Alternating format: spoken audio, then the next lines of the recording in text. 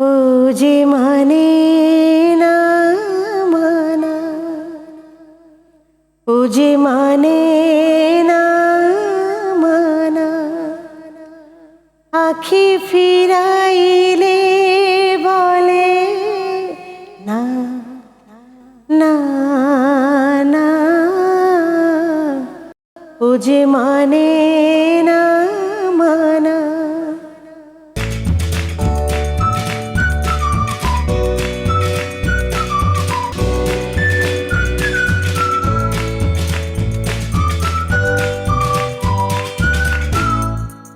সুধী দর্শক, city bank নিবেদিত আর টিভির অক্ষরের গল্প আয়োজনে আপনাদের সকলকে স্বাগত জানাই। আমাদের অক্ষর, আমাদের বর্ণমালা আগুন দিয়ে সেঁকা। আমাদের প্রতিটি বাক্য, আমাদের প্রতিটি সঙ্গীত, তার গান, তার সুর, সব কিছুই কিন্তু রক্ত দিয়ে ধোয়া। আমরা এই কথাটি বলি এই কারণে যে আমাদের হাজার বছরের সংগ্রামের ইতিহাসে আমাদের সঙ্গীত, আমাদের শিল্পকলা, আমাদের সাহিত্য এক অনন্য ভূমিকা পালন করেছে মানুষের জন্যে, দেশের জন্যে। সেই ধারাবাহিকতায় আমাদের শিল্পীদের যে সংগ্রাম, শিল্পীদের যে তাৎপর্য, সেটি কিন্তু বর্তমান সময় পর্যন্ত প্রবাহিত। আজকে আমাদের আয়োজনে যিনি আছেন এদেশের প্রখ্যাত সঙ্গীত শিল্পী রিজিয়া পারভীন। রিজিয়া পারভীনের সঙ্গে কথা বলছি তার জীবন, তার স্বপ্ন, তার সঙ্গীত নিয়ে। কেমন আছেন আপনি? ভালো আছি। ভালো আছেন? আপনি কেমন আছেন? আছি রিজিয়া আপা। আমরা জানি যে আপনি সব কিছুর সঙ্গে আপোষ করেন, কিন্তু গানের সঙ্গে আপোষ করেন না। চেষ্টা করি আর কি। সাধনা আপনার আছে। আমাদের একজন শিল্পী শুধুই কি গান করবে, না তার সামাজিক কোনো দায়বদ্ধতা থাকবে? অবশ্যই সামাজিক দায়বদ্ধতা অনেক অনেক বেশি একজন শিল্পীর, আমি মনে করি এটা হওয়া উচিত। আচ্ছা বলেন রিজিয়া আপা, যে আমাদের মানুষের মধ্যে একটা ধারণা যে শিল্পীদের আবার তো টাকা পয়সা লাগে না, খাওয়া দাওয়া লাগে নাকি, শিল্পীদের এত টাকা পয়সা দিয়ে কি আসলে হবে? এটা কেন মানুষের এই ধারণা? শিল্পীরা টাকা ছাড়া কিছু হয় আজকাল? আপনার যদি সারাক্ষণ আপনি টেনশনে থাকেন যে আমার বাসা ভাড়া দিতে হবে, আমার বাসার খরচ আছে, আমার ড্রাইভারের খরচ আছে, এই টেনশন যদি আপনি সারাক্ষণ মাথায় কাজ করে, কিভাবে এতগুলি টাকা আমি কিভাবে কোত্থেকে আর্ন করব, এটা যদি কাজ করে তো আপনি গান করবেন কি করে? সালিম ভাই, আমার মাঝে মধ্যে মনে হয় শিল্পী তাদেরই হওয়া উচিত, জমিদার রাজাদের ছেলে মেয়েদের, ওদের হওয়া উচিত, যাদের কোনো টেনশন থাকবে না, শুধু গানই গাবে, সারাদিন রেওয়াজ করবে আর শুধু গান গাবে। মানে ওনাদেরই হওয়া উচিত। কিন্তু আসলে শিল্পীর ইতিহাস এবং শিল্পের ইতিহাস হচ্ছে যারা মধ্যবিত্ত মানুষ, যারা সংকটে থাকে, যারা যুদ্ধ করে, তারাই ভালো গান করে। তারাই ভালো গান করে, ঠিক না? হ্যাঁ হ্যাঁ। আবার দেখেন খুব মানে গরিব ঘরের ছেলেমেয়েরা, হ্যাঁ মধ্যবিত্ত ঘরের ছেলেমেয়েরা লেখাপড়ায় ওরাই কিন্তু বেশি ভালো হয়। বিত্তবান মানুষের সব কিছু পেয়ে যায় তারা, আর আকাঙ্ক্ষা থাকে ওরা মধ্যবিত্ত মানুষের। এবং শিল্পীর যে হৃদয়, দেশের প্রেম প্রতি, ভালোবাসা মানুষের প্রতি, সেটাই তাকে ভালো গান গাইতে উদ্বুদ্ধ করে বলে আমার বিশ্বাস। আপনার সাথে আমিও একমত, অবশ্যই, তাই না? হ্যাঁ। যে পৃথিবীর অনেক দেশে গেছেন, সেটা একটু জিজ্ঞেস করে নিই। সেইখানে তো অনেক বড় শিল্পীদের সঙ্গে আপনার নিশ্চয়ই আলাপ হয়েছে, তাদের লিভিং স্ট্যান্ডার্ডটা আপনি দেখেছেন, তাদের আর্নিং সোর্সগুলো আপনারা জানেন। সেই তুলনায় আমাদের দেশের অবস্থাটা কেমন? পার্শ্ববর্তী এলাকার কথাই বলে, ইন্ডিয়ার কথাই বলে, অনেক বড় বড় গুণী সিঙ্গারদের সাথে পরিচয় হয়েছে, দেখা হয়েছে, নিজেকে তখন অনেক ছোট মনে হয়। ওই দেশে শিল্পীদের যে সম্মান, যে রেসপেক্ট, মানুষের ভালোবাসা, একটু নাম করে গেলে সেই শিল্পীর কিন্তু পেছনে তাকাতে হয় আর না। একটা গান যদি তার গান হিট করে যায়, তাকে কিন্তু আর পিছনে তাকাতে হয় না। এটা ইউরোপেও সেটা not only India, Europe, America, তাই একটা গান হিট হয়ে গেলে তার এই জীবনে আর কিছু করতে লাগে না, এত সে রেমুনারেশন পায়। সেটাই। আর আপনাদের তো অসংখ্য গান হিট হচ্ছে। অসংখ্য গান হিট আছে, কিন্তু আপনার কোন গানটা যেন সবচেয়ে বেশি মানুষের কাছে? ও প্রাণবন্ধু? না, ও এখন আবার নতুন করে ওই যে আকাশেতে লক্ষ্যতারা। হ্যাঁ, ও এটাও তো খুব নাম করা। হ্যাঁ, খুব নাম করা গান, সব মানে আমজনতার কাছে খুব। আচ্ছা, গানটা একটু শুনিনি, পরে পাবলিক আবার বলে দেবো। দুই লাইন একটু করেন। আকাশেতে লক্ষ্যতারা, চাঁদ কিন্তু একটা রে, এই জগতে প্রাণবন্ধু, প্রিয় তোমার মুখটা রে, যত দেখি তোমাকে ভরে এই বুকটারে, আকাশেতে লক্ষ তারা, চাঁদ কিন্তু একটা রে। কার সাথে লক্ষ্য তারা, চাঁদ কিন্তু একটাই। তোমার মুখে একটা, এটা সে মিলাইছে যে মিল্টন গানটা ভালো। যখন আমি টিভিতে লাইভে কোনো প্রোগ্রামে যাই, সবাই এই গান গাওয়ার জন্য রিকোয়েস্ট করে। আর টিভিতে মানে এই গানটা আমি মানে গেয়ে মজা পাই না, ওপেন এয়ার স্টেজে গাইতে ভালো লাগে। তো টিভিতে আমার মানে খুব একটা মজা পাই না আর কি। গালে রিয়াকশনটা তো পানা, রিয়াকশন তো পাইতে হবে। তো সবাই ইদানিং করে সারাক্ষণ দেখি। সেদিন একটা শোতে গেলাম শেরাটনে, এই গানটা আমি গাইনি। আমি যখন নেমে গেলাম স্টেজ থেকে, তখন পাবলিক আমাকে, না আপা এই গানটা আপনাকে 2 লাইন হইলেও গাইতে হবে, খালি গলায় গান আপনি। পরে কী করবো, খালি গলায় গাইলাম। আপনার আরেকটা গান আছে খুব জনপ্রিয়, মুখে মুখে রটে যাবে আমাদের প্রেম কাহিনী। মুখে মুখে রটে যাবে আমাদের প্রেম কাহিনী, একটা গান করেছিলাম। খুব জনপ্রিয় গান, আপনার হয়তো এভাবে মনে নাই নাকি? গাওয়া হয় না তো। গাওয়া হয় না। 10টা গান আপনার শ্রেষ্ঠ জীবনের, কোন কোন গানগুলো বলবেন? আমি প্রথমে আমার গান একটা হিট হয়েছিল, ছায়াছবির গান, আবু তাহের ভাইয়ের সুর করা হ্যাঁ, শঙ্খমালা, একটা ফোক ছবি ছিল। আমি ওটাতে ওই একটা গান ছিল, তুমি সখা আমার বন্ধু লাগো, ছবির গান ছিল এটা, শঙ্খমালা ছবির গান। তখন আপনাদের ওই গানগুলোর সাথে সাথে ক্যাসেট হয়ে যেত না? হ্যাঁ, ক্যাসেটে। আপনি সারা জীবনে কত গান করেছেন, কতটা মনে হয়? আমি হাজার দুয়েক? বেশি, আরো বেশি, হ্যাঁ বেশি আছে। প্লেব্যাকে আছে 1000-এরও বেশি। হাজারের বেশি। আর তারপরে 165টা মতো অ্যালবাম আছে, সেটার রিমিক্স হোক, মৌলিক এগুলো হোক, সংগ্রহে সবকিছু আছে তো মিলে- নাকি? না, সবগুলি আমার কাছে নাই। সিডি অ্যালবাম সবগুলি আমার কাছে নাই। এটা মানুষের কাছে নিশ্চয়ই আছে, মানুষের মানুষের হৃদয়, কাছে মানুষের আছে, মুখে হ্যাঁ, মুখে। হ্যাঁ। সেগুলো তো জীবদ্দশায় সংগ্রহ করতে হবে। সংগ্রহ করে তো 3000-এর একটা আপনার বেশিও একটা গান লাইব্রেরি হয়। করতে হবে। 3000, 3500 মতো। দ্বিতীয় পারভিনের লাইব্রেরি থাকতে হবে। সেই পারভিতে আপনার সব গানগুলো থাকতে হবে, যেন যারা গবেষণা করবে গান নিয়ে, তারা যেন এগুলো পায়। নাহলে কোথায় হারিয়ে যাবে, সেগুলো আবার খুঁজে পাওয়া কঠিন। আসলে সুরকারদের মধ্যে সবচেয়ে আপনার কি মনে হচ্ছে, সব বাংলাদেশের যারা সুর করেছেন, আলাউদ্দিন আলী তো অনেক বড়, আবু তাহের, তারপরে জালাল ভাই, আর অনেক, আর যারা গান লেখে মিল্টন খন্দকার সঙ্গে অনেক, মিল্টন তো খুব ভালো ভালো গান লিখেছে। তো আপনার কি মনে হচ্ছে আমাদের যে সুর, সেটার মধ্যে মৌলিকত্ব আছে কিনা? যে বাংলাদেশের সুর 100% আছে, অবশ্যই আছে। রিমেক তো মানে অন্য দেশের সুর না তো আমরা না না, অন্য দেশের সুরের আমাদের প্রয়োজন পড়ে না। আলাউদ্দিন আলী, সত্য সাহা, সুবল দাস, আলম খান, আহমেদ ইমতিয়াজ বুলবুল, শেখ সাদি খান, ওনাদের মতো মিউজিক ডিরেক্টর, লিজেন্ড সুরকার সব। সমস্ত লিজেন্ড সুরকার, এত ভালো ভালো গান আছে আমাদের। অনেক গান অনেক সময় আমাদের গান ভেঙে ওনারা করে, হ্যাঁ ইন্ডিয়ারা করে। অনেক ভালো গান আছে, বাংলা গান প্রচুর ভালো গান আছে ভাই, যেগুলি মানে আমাদের কপালে জুটে নাই, যেগুলি যেমন শাহনাজ আপা, রুনা আপা, সাবিনা আপা, ওনারা গিয়ে গিয়েছেন আর কি। হ্যাঁ, বশির আহমেদ, হ্যাঁ, এরা কিন্তু পাইছে। ওনারা গিয়েছেন, হ্যাঁ ওনারা তারপরে গিয়েছেন। আমাদের আব্দুল জব্বার, জব্বর ভাই, হাদি ভাই, সুবিরদা, অ্যান্ড্রুদা, এরা মোটামুটি, কিন্তু আপনারাও পেয়েছেন, পেয়েছি, যতটুকু বাট পেয়েছেন। ওনাদের মতো ওই রকম এত কোয়ালিটিফুল গান আমরা পাই। এইরকম মানে সুর করার যে একটা সুরই তো প্রধান। জানেন ইসলাম ভাই, আমার যে আরেকটা মানে মানে খুব কষ্ট আমার কাজ করে ভিতরে, বিকজ আমি একজন ক্লাসিক্যাল শেখা আর্টিস্ট। আমি ক্লাসিক্যাল নজরুল সঙ্গীত, দেশের গানকে আমি 80 সালে শিশু শিল্পী হিসাবে সারা বাংলাদেশব্যাপী যে কম্পিটিশনে আমি চ্যাম্পিয়ন হয়েছিলাম। কিন্তু তাই না? আমাকে শহীদ প্রেসিডেন্ট জিয়াউর রহমান পুরস্কার দিচ্ছিলেন, তো গোল্ড মেডেল পরে দিচ্ছে, বলে কি, এই মেয়ে তুমি কি রাজশাহীতে সব নিয়ে যাবে নাকি, একটা দিয়ে যাও আমাকে। গান খুব পছন্দ করতেন তো।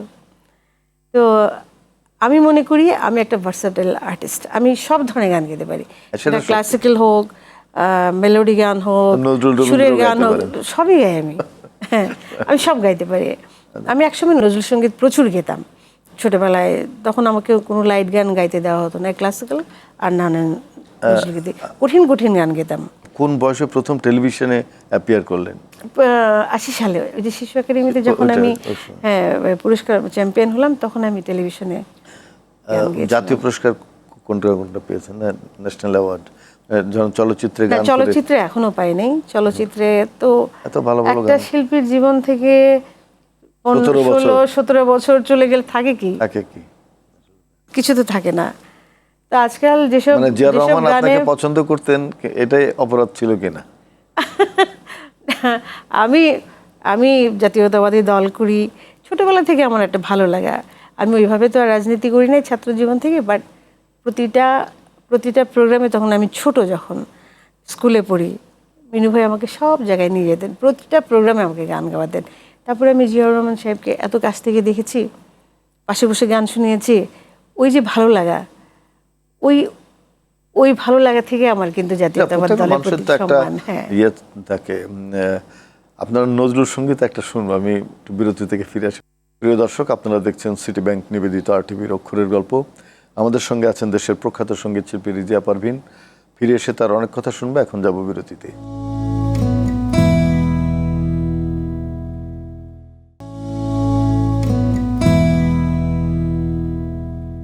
প্রিয় দর্শক, আপনারা দেখছেন সিটি ব্যাংক নিবেদিত RTVর অক্ষরের গল্প। সাথে আছেন প্রখ্যাত সঙ্গীত শিল্পী, আমাদের সকলের প্রিয় শিল্পী রিজিয়া পারভীন। তার সঙ্গে অনেক গুরুত্বপূর্ণ কথা হচ্ছে, কথা আরও ফুরোচ্ছে না। ফিরে আসছি। তো আপনি যে নজরুলের গান করতে পারেন, ছোটবেলা থেকে নজরুলের গান, অনেকে বলে যে নজরুলের গান যদি কেউ ঠিকমতো না শেখে, ভালো আধুনিক গান করা সম্ভব না। এর কারণ কি? সত্যি তাই। Classical based. ক্লাসিক্যাল বেসড আর নজরুল গীতি, নজরুল সঙ্গীত গানগুলো কাজকাম লাগিয়ে গাইলে, মানে মেয়েরা সাজুগুজু করে যেমন মানে জুয়েলারি পরে আর সুন্দর লাগার জন্য, তো নজরুল সঙ্গীত গানগুলি হচ্ছে যত কাজকাম দিয়ে সুন্দর করে গাইবেন তত বেশি শুনতে শ্রুতিমধুর লাগে আর কি। মানে একটা স্কেল তৈরি করে, স্ট্রং বেস তৈরি করে দেয় নজরুলের গান। কারণ সবই তো তার খুবই ধ্রুপদী অঙ্গের গান, তো সবই, তাই না? যেমন সকালবেলায় প্রতিদিন তো আর সারেগাম করা হয় না, অত সকালে এখন আর উঠতেও পারি না আগের মতো। যখনই উঠি সারাদিনে একবার আমি হারমোনিয়াম নিয়ে বসি। সেটা আমি সামটাইমস ক্লাসিক্যাল গাই, বা একটু সারেগাম প্র্যাকটিস করলাম, স্ট্যান্ডিং নোট, বা আমি কিছু নজরুল গীতি গাইলাম ঘরে বসে। তারপরে আমি কিছু গজল বসে বসে গান গাইগুলো তো আমার একটা প্র্যাকটিস। গান গাওয়াও কিন্তু একটা প্র্যাকটিস ঘরের মধ্যে বসে। নজরুলের গান শুনি। আচ্ছা, তো তখন ওই কম্পিটিশনটা তখন শিল্পকলা একাডেমিতে হয়েছিল, কিন্তু ওস্তাদ ও যে ওমর ফারুক ভাই ছিলেন, হ্যাঁ ওমর ফারুক ভাই, হ্যাঁ উনি নিয়েছিলেন।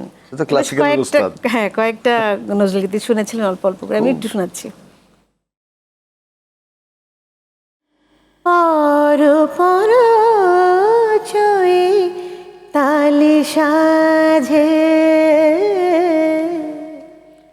পর পর চৈতালি সাজে, কুসুমি শাড়ি আজিকে তোমার, রূপের সাথে চাঁদে আরে, পর পর চৈতালি সাজে। এই গানটা একটা মুখ একটা অন্তরে গাওয়ার পর প্রায়, তুমি দাঁড়াও দাঁড়াও দাঁড়াও, তুমি আরেকটা যে কোনো নজরুল গীতি গাও তো। হ্যাঁ, তখন আমি গিয়েছিলাম ওই গানটা, যে আমি পথ মঞ্জুরি ফুটেছি আধার রাতে, গোপন অশ্রু সম রাতের নানার পাতে, আমি পথ মঞ্জুরি ফুটেছি আধার রাতে। রবীন্দ্রনাথের গান করেছেন কখনো? রবীন্দ্রনাথের গান নিয়ে 13টা গান নিয়ে আমি একটা অ্যালবাম করেছি। ও যে মানে না মানা, ও যে মানে না মানা, আখি ফিরাইলে বলে না না না, ও যে মানে না মানা, যত বলি নাই রাতি মলিন হয়েছে বাতি,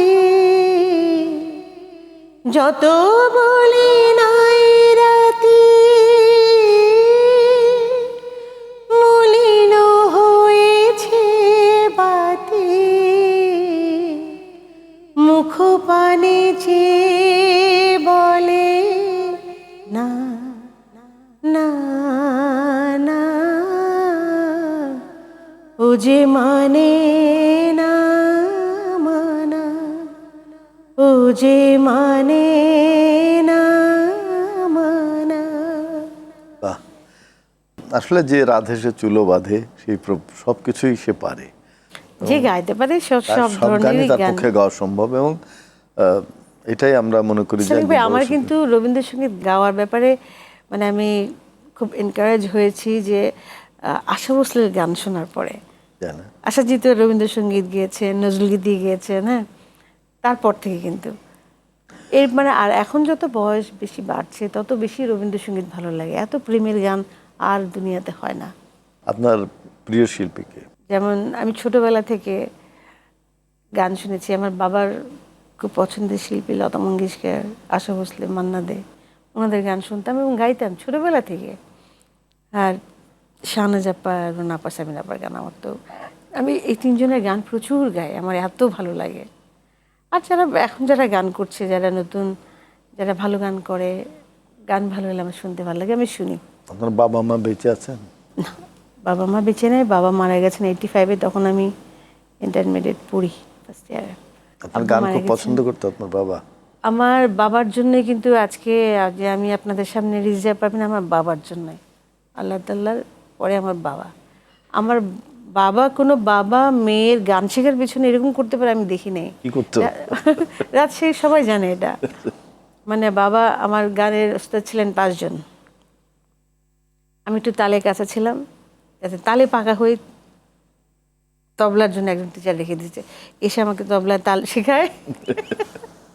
আমার পড়াশোনা করার টিচার ছিল আপনার একজন, ওরকম কিন্তু একটা কানুদা নামে একজন। কানুদা, হ্যাঁ কানুদা। কানুদা আমার স্কুলের টিচারও, আবার কানুদা আমাদের মানে গুরু ভাই, বড় ভাই। কানুদা কিন্তু ওর ব্যক্তিত্ব সম্পূর্ণ লোক ছিল খুব। হ্যাঁ, খুব গুণী মানুষ। এখন আপনি বলেন যে আপনি যে স্বপ্ন দেখেছিলেন, যে শিল্পী হওয়ার জন্য যে স্বপ্ন, সেটা কতটা এই সময় পর্যন্ত এসে আপনি সার্থক মনে করেন? আমি কখনোই আগে ছোটবেলায় দেখি নাই স্বপ্নটা দেখেছিল আমার বাবা।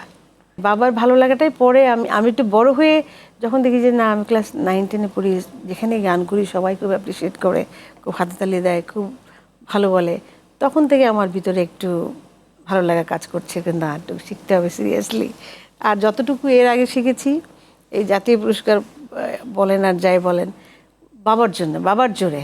আমার শুরুটাই দেখেন, আমি সো লাকি যে আমার জীবনের প্রথম সিনেমার গান লিখেছেন প্রখ্যাত গীতিকবি গাজী মাজহারুল আনোয়ার, আরে গাজী ভাইয়ের বাপ রে। লেখা, এবং সুর করেছেন প্রয়াত শ্রদ্ধেয় আনোয়ার পারভেজ এবং আব্দুল আলী।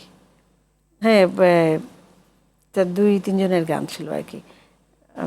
অভিনয় করেছেন রাজ্জাক ভাই আর ববিতা আপা, প্রডিউসার ছিলেন মজনু মফিজ ভাই, আর আজহার ভাই, আজহারুল ইসলাম, উনি ডিরেক্টর ছিলেন। গানটা এরকম ছিল, যখন থাকে 2 পাও, যেথায় খুশি সেথায় যাও, যখন হবে 4 পাও, ভাত কাপড় দিয়া যাও, যখন হবে 6 পাও, বাবা জান কই যাও। এরকম ছিল গানটা আর কি। হ্যাঁ, এটা খুবই বাস্তব একটা ইয়ে। এটা আপনার ইদিপাসের মধ্যে স্ফিংস যে দত্তটা ছিল, সে সবাইকে ধাঁধা ধরতো, যে এটা ধরতো, তো কেউ বলতে না পারলে তখন তাকে ধাক্কা মেরে ফেলে দিত।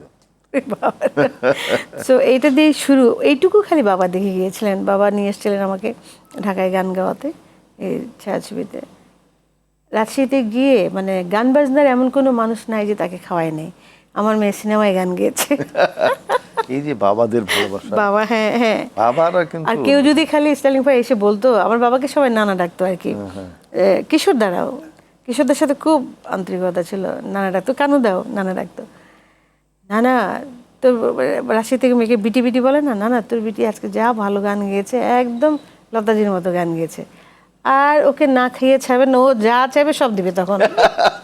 একদম আমার মাও এরকম ছিল, এরকম যে ছিল কেউ যদি বাবা। বলতো আপনার ছেলে অনেক আর বড় কবি, প্রতি সপ্তাহে 1-2 দিন আমাদের বাসায় এই রান্না হচ্ছে, আর সুরবাণীর সবাই ওস্তাদজির সাথে 10-15 জন মানুষ আমাদের বাসায় গান হচ্ছে আর খাওয়া দাওয়া হচ্ছে। বাহ, আমার এই বাবা পরিবেশ এরকম পাগল ছিল। না, অসাধারণ। আপনার আম্মা গান পছন্দ করতেন? আম্মা গান পছন্দ করতেন কিন্তু গান গাইতে পারতেন না, বাবা একটু একটু গাইতেন আর কি। আচ্ছা। বাবাকে দেখতাম যে হারমোনিয়াম, জন্মের পর থেকে দেখি হারমোনিয়াম একটা, তবলা একটা বাসায় ছিল। আমার বাবা গান করতেন, বাবার একটা বন্ধু ছিল ওসমান চাচা, চাচা তবলা বাজাতেন, তো বাবাকে তখন শুনতাম গান গাইতে। আমি কিন্তু প্রথম জীবনে গান শিখেছি বাবার কাছে, এত সুর আর এত গান। ওই গানটা শুনি না, শুনতে শুনতে শেষ করছি, অনেক সময় হয়ে গেছে। আপনার সাথে বসলে তো আড্ডা কোন সময় না, শেষ সময় হয় পার না। হয়ে যায়, শেষ হয় না আমাদের কথা। তো এই তখন থেকে দেখতাম যে একটু একটু গান করতেন জীবনে বাবা। শুরুর গানটাই শুনি। এত সুর আর এত গান যদি কোনো দিন থেমে যায়, সেদিন তুমিও তো গো জানি ভুলে যাবে যে আমার এত সুর আর এত গান।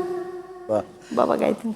অনেক ধন্যবাদ রিজা পারভিন, আপনি সারা জীবন সুরের সঙ্গে আছেন, গানের সঙ্গে আছেন, এবং এই জগতে চাওয়া পাওয়া অতটা না থাকলেও শুধু ভালো গান গাওয়ার যে আকাঙ্ক্ষা, সেটাকে একজন ভালো শিল্পীকে তাড়িত করে সারা জীবন। সারা জীবন কি পেলাম না পেলাম সে হিসাব তারা করেও না, আর করেও তো আমাদের সমাজে কোনো লাভ নেই এই কোনো লাভ সমাজে। নেই। সুতরাং গান ভালো গাইবার চেষ্টা করাটাই মনে হয় একজন সেটাই। শিল্পীর সবচেয়ে বড় কাজ। আপনি যে গান দিয়ে শেষ করলেন যে এত সুর আর এত গান যদি কোনো দিন থেমে যায়, আমরা চাই না যে রিজিয়া পারভিনের গান গাওয়ার এই সুরের এই একটা জগৎ, এটা কোনো দিন শেষ যেন না হয়, এবং তার শ্রোতাদের ভালোবাসার মধ্যে যেন রিজিয়া পারভিন সারা জীবন থাকতে পারেন, সেটা আমার প্রত্যাশা, আমাদের সকলের প্রত্যাশা। আমাদের সিটি ব্যাংক নিবেদিত আরটিভির অক্ষরের গল্প এই আয়োজনে আপনি আমাদের সঙ্গে ছিলেন এতক্ষণ, এটা আমাদের খুব আনন্দ, অনেক কৃতজ্ঞতা আপনার প্রতি। আসলে এই গল্প শেষ হবার নয়। শেষ হবার না। ইসলাম ভাই, আপনাকে অনেক অনেক ধন্যবাদ এত সুন্দর একটি অনুষ্ঠানে আমাকে ডাকবার জন্য, এবং আরটিভিকে অনেক অনেক ধন্যবাদ।